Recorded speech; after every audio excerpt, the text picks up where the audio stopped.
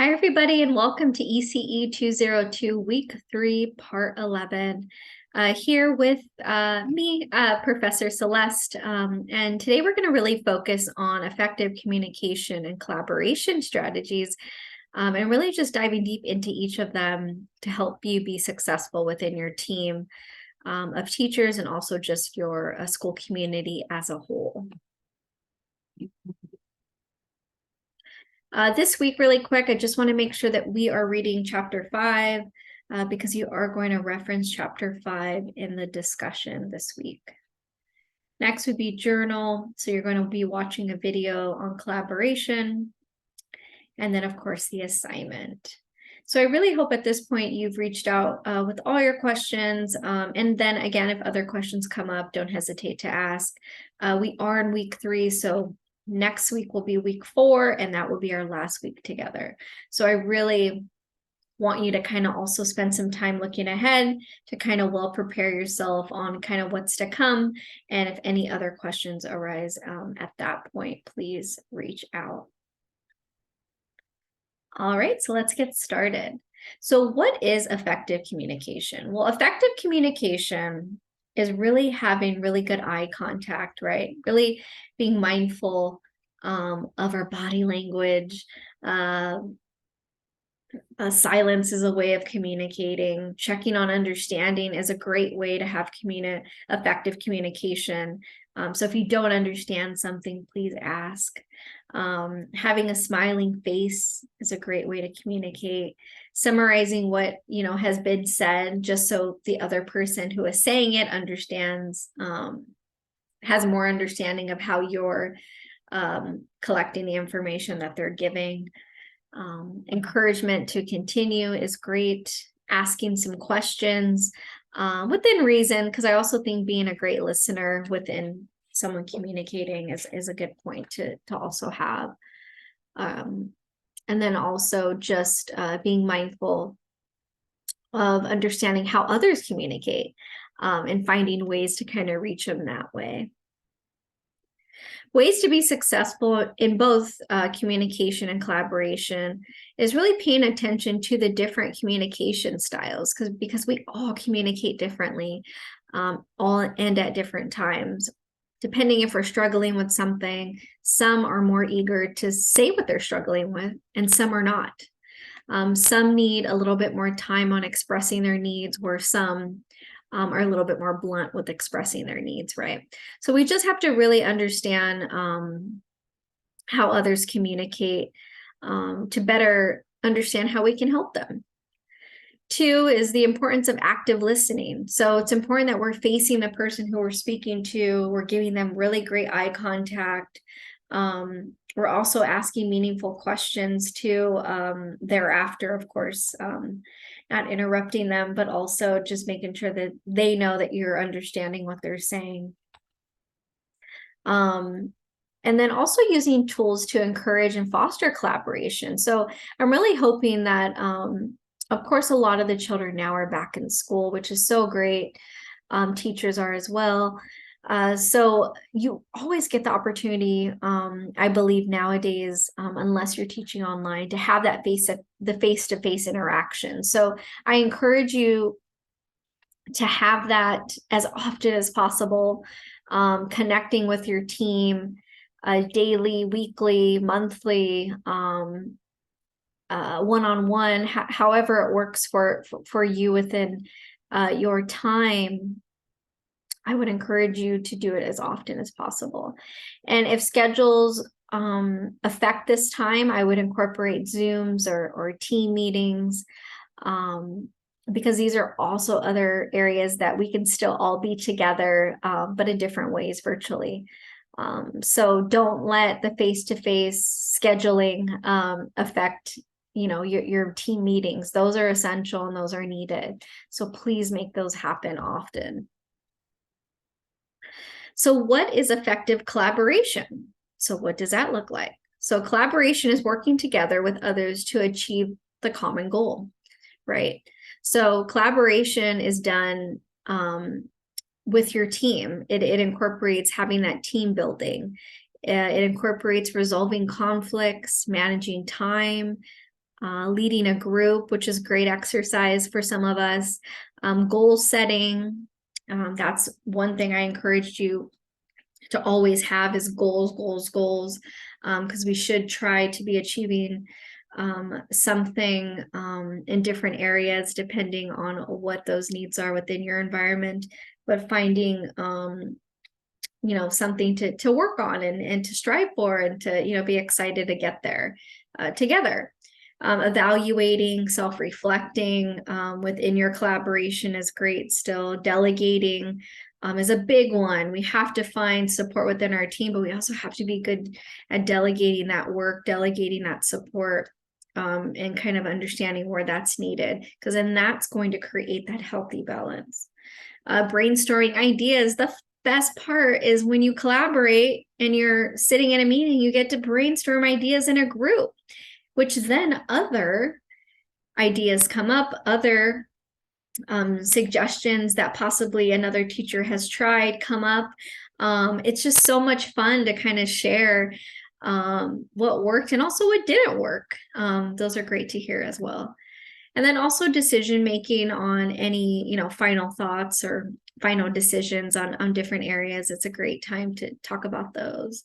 So collaboration is such a meaningful time to really just add the details, better understand the expectations, better prepare and plan, not just for your classroom, but also for each other within your teaching team. So collaboration with your team. This is just a great little diagram of strategies to build positive relationships and student achievement within your classroom environment. So ways that you can, or areas you can focus on within your collaboration would be, lesson planning together. Both teachers become equally invested. So I think lesson planning should be something that you spend a lot of time on together. Again, if you can't be face-to-face for schedules purposes, I definitely would encourage, a quick meeting via Zoom to talk about the lessons that you're going to plan, say for the weeks to come or week to come or days to come, however you want to plan for that. But really find time to plan together. That's going to also bond you guys together. That's really going to just really create a good balance and relationship among your teaching team. Communicate. So listening is the most important part of communication. So being mindful of that. Providing your expertise. This allows for coworkers to know that you care about the classroom. So it's okay to share your expertise in a certain area, but it's how you share it, right? So we don't want to, force others, to do exactly what we're saying. We really want them to understand the process and really understand why it's valuable and why it's important. But we don't want to force your ideas onto others ever. We really want to be polite. We want to definitely relay, great information, but there is a way of doing that. And then also collaboration helps, define responsibilities. So again, depending on the amount of teachers you have in the classroom, each of you should have some set of responsibilities. As I mentioned before, I would encourage making like a list, a checklist, because that's also just making everyone accountable for their responsibilities, 1, and 2, executing their responsibilities, and 3, making sure that the expectation is there and we know that everything's getting accomplished on there. And then also, definitely supporting your coworkers, will build that trust. So the more that you collaborate, the more that you build those connections with your conversations, that's going to build that team, that trust. So that's why that face-to-face is very important to have. Because there's so much that you can see with face-to-face that you can't see, obviously, by simply just say talking on the phone or emailing or something like that. And then also, doing assessments. So if something works, investigate why. If it isn't working, identify the problem, find why it's not working. but everything begins and ends with an assessment. So just being mindful of trying new things, changing, making changes wherever changes are needed, and just continuing to grow together. So the differences matter. So collaborating teaches us, many creative ways to help and support the classroom. Collaboration teaches is not, many areas. So one, starting from the left here, collaborative teaching is 2 or more faculty working together. It's also both teachers planning for instruction together. When both teachers provide instruction together, it really just gives a really meaningful experience for the children or students. When both teachers evaluate the students' progress and they share both perspectives and come together, such a great meaningful experience as well. But when teachers really maximize the benefit of having the support in the classroom, meaning each other, both teachers actively engage with the students. So if they know that your team supports one another, it also eases you some anxiety, right, to really worry about other areas or really focus on a specific lesson with the student. So it just lets you kind of release some of that responsibility for you to also focus on other areas. So collaborative teaching is not a teacher and an assistant or an aide. It's also not pulling a group of students with disabilities to the back of the classroom. I'm just mentioning a few of these. It's also not getting one teacher to just walk around all class or just sit and take notes.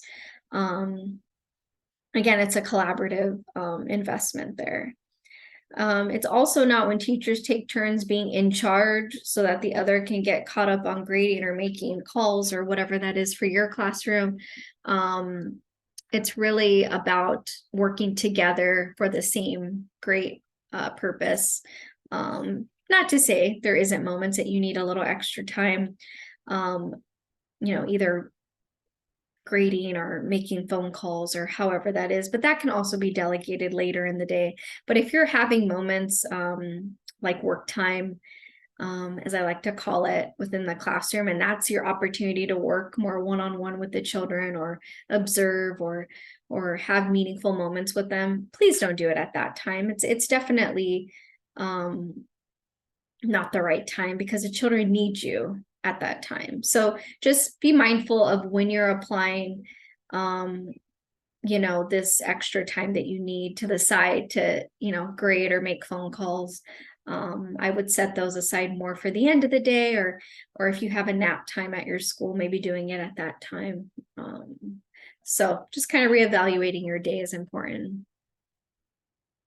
And then lastly, of course, the quote I really like, but thank you so much for spending your time here with me. We are almost towards the end of week 3. Please reach out if you have any questions, but I hope this collaboration piece and communication has been very helpful, because that is the essential part of building those positive relationships among your team. So please work on them. Please ask questions. Please be involved. And please continue to challenge yourself in areas that need a lot more growth, because we all have those areas. Okay. Have a good day. Thank you.